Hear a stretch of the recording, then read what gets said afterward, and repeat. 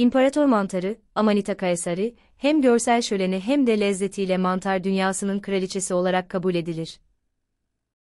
Sadece görünüşüyle değil, tarihi ve kültürel önemiyle de dikkat çeken bu mantar, meraklıları için eşsiz bir deneyim sunar.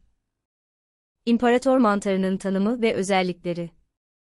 Görünümü, gençken yumurta şeklindedir ve olgunlaştıkça şapka, sap ve volva, yumurta zarı olmak üzere 3 ana parçaya ayrılır. Şapkası parlak turuncu, sapı sarımsı beyaz ve volvası beyazdır. Yaşam alanı, genellikle meşe, kayın ve çam ağaçlarının altında, sıcak ve nemli bölgelerde yetişir.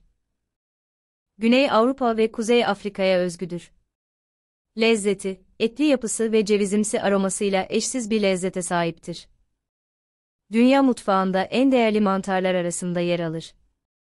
İmparator mantarının tarihi ve kültürel önemi. Roma imparatorlarının favorisi, adını Roma imparatorlarından alması tesadüf değildir. Antik Roma'da imparatorlar ve soylular için özel olarak toplanan ve sofraların en özel lezzetlerinden biri olarak kabul edilen bir mantardır. Şifa kaynağı, sadece lezzetli değil, aynı zamanda bazı kültürlerde şifa amaçlı da kullanılmıştır.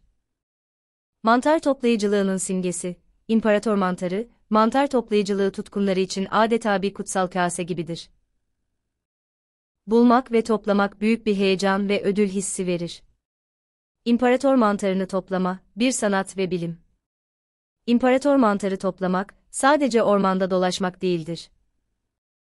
Bu dikkat, bilgi ve deneyim gerektiren bir süreçtir.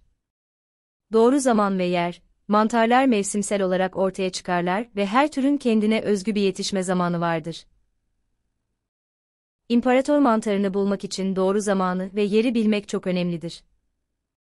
Benzer türlerle karıştırmama, imparator mantarı, zehirli bazı mantarlara benzeyebilir. Bu nedenle, mantarları kesinlikle bilen birinden yardım almak veya güvenilir kaynaklardan bilgi almak gerekir. Sürdürülebilir toplama, doğayı korumak için sadece ihtiyacınız kadar mantar toplamalı ve toplama sırasında çevreye zarar vermemelisiniz. İmparator mantarını tüketmek.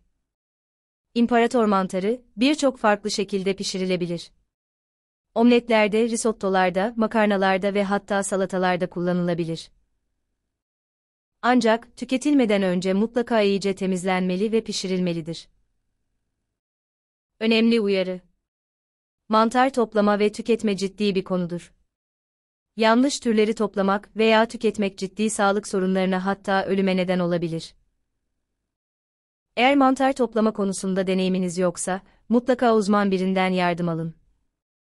Sonuç olarak, imparator mantarı sadece lezzetli bir besin değil, aynı zamanda doğanın sunduğu bir hazinedir.